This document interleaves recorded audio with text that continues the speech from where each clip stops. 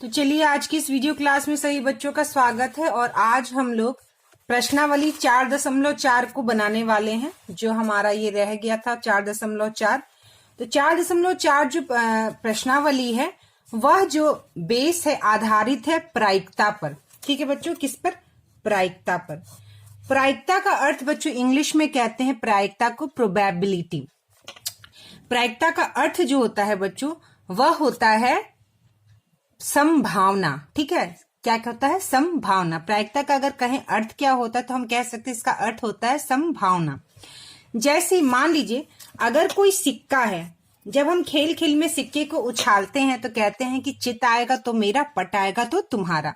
तो मान लीजिए जब किसी सिक्के को हम उछालते हैं तो या तो चित आता है बच्चों, या तो चित आता है, या तो पट आता है। कहने का मतलब कि सिक्के को उछालने के बाद हमें दो संभावनाएं हैं। ठीक है, संभावना कह सकते हैं या दो परिणाम भी आप कह सकते हैं कि अगर हम सिक्के को उछालेंगे तो दो संभावनाएं हैं या दो परिणाम हैं, चित है और पट दोनों हैं। लेकिन चित आने की संभावना सिर्फ एक है और पट आने की संभावना सिर्फ एक है। अब इसका अर्थ समझिएगा, एक का क्या मतलब है?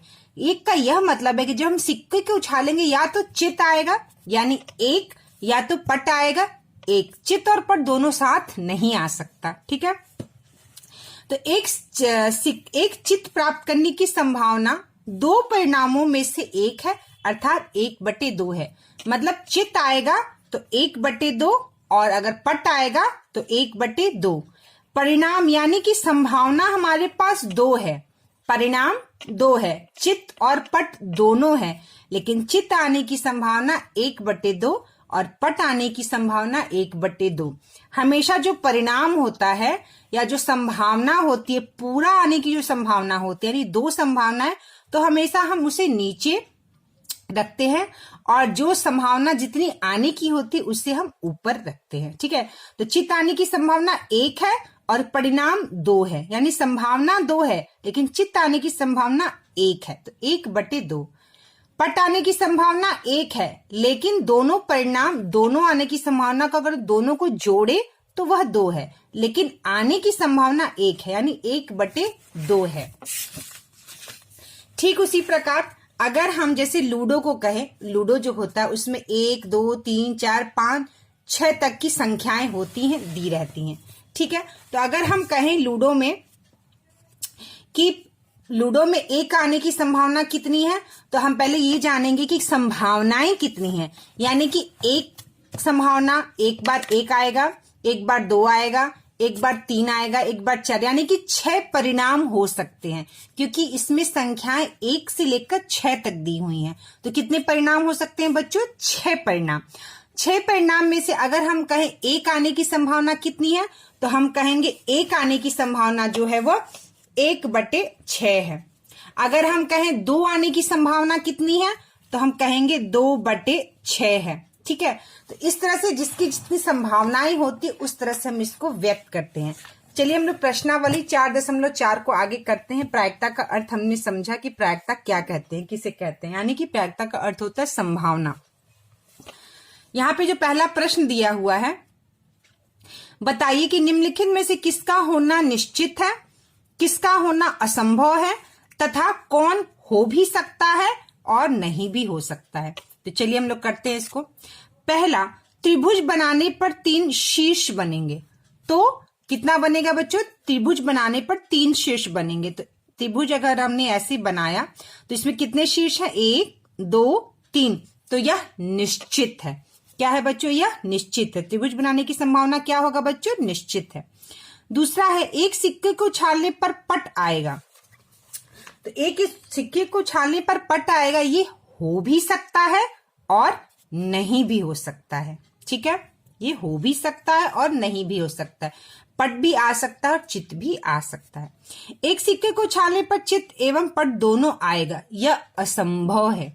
क्या है बच्चों? यह असंभव है। यहाँ पे लिखा है ना, ये क्या है बच्चों? असंभव। चित और पट दोनों साथ नहीं आ सकते। एक पासे को फेंकने पर 7 आएगा। क्या होगा बच्चों? पासे में हमेशा 1 से लेकर 6 तक की गिनती होती है, तो 7 नहीं आएगा। यह भी क्या है बच्चों? असंभव है। कल बादल घिरे होंगे। ठीक है, कल बादल घिरे होंगे। अब ये कह रहा है होंगे, इन्हें पता नहीं है, तो हम ये कह सकते हैं हो सकता है पर निश्चित रूप से नहीं। 5वां, यह मैच भारत जीतेगा। यह कह सकते हैं, इसके बारे में कोई भी गारंटी नहीं है कि मैच भारत ही जीतेगा, तो यह कह सकते हैं हो सकता है और नहीं भी हो सकता है। ठीक है, तो प्रश्नावली 4.4 का मैंने यहाँ उत्तर लिखा है 1 से लेकर 6 तक का।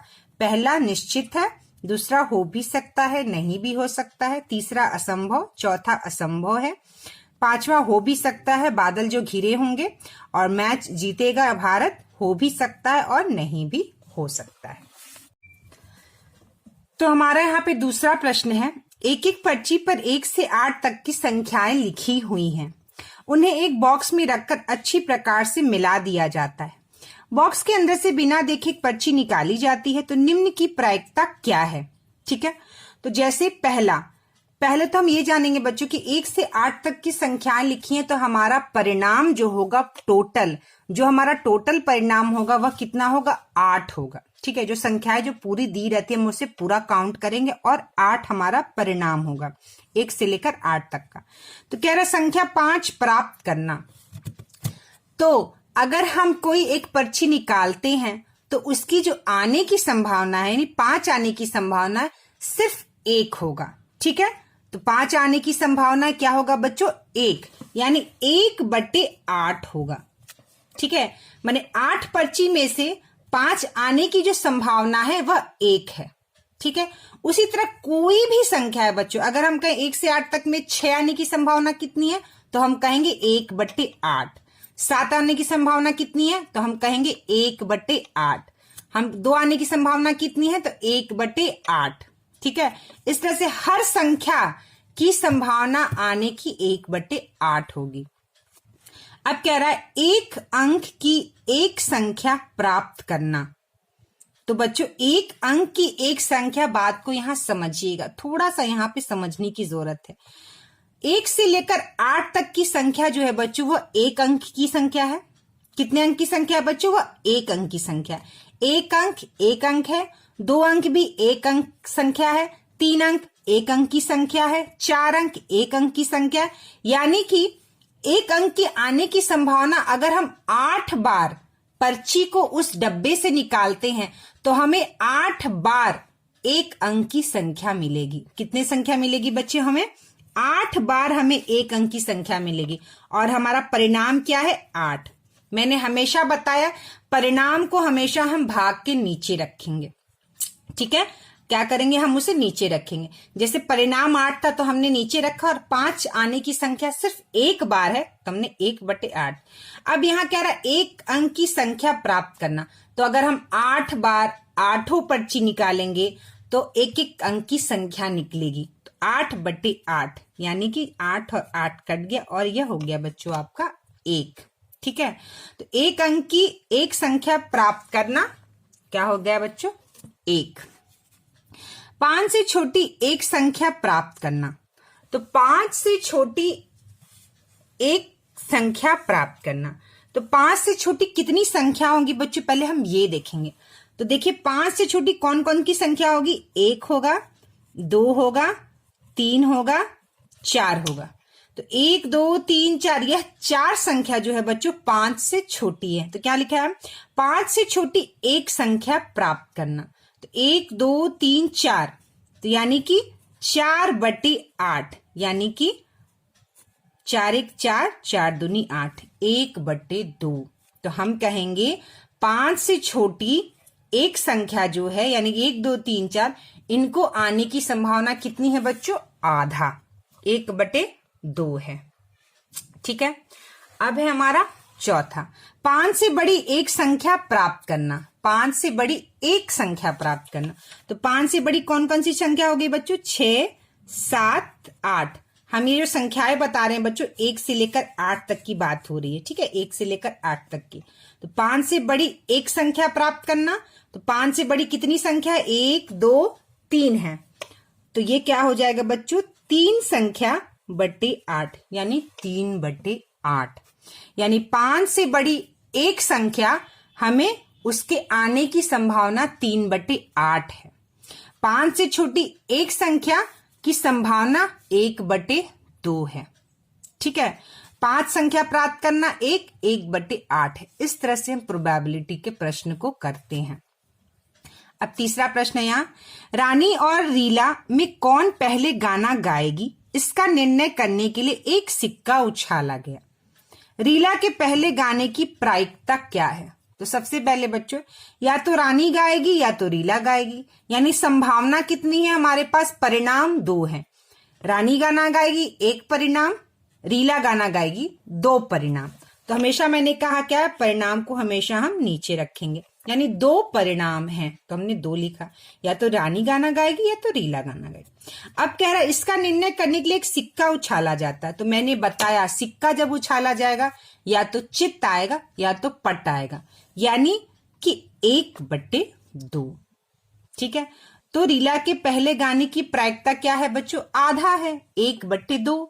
ठीक है, यानी कि दोनों की संभावना कितनी है बच्चों? आधी आधी है। ठीक है, दोनों की संभावना कितनी है? रीला की संभावना आधी है और रानी की संभावना आधी है। तो हमारे यहाँ 4.4 प्रश्नावली खत्म होता है। नेक्स्ट वीडियो क्लास में बच्चों हम लोग ज्यामितियों आकृतियों की समझ का 5.1 हम बना चुके हैं और नेक्स्ट वीडियो क्लास में मैं 5.2 को शुरू करूंगी।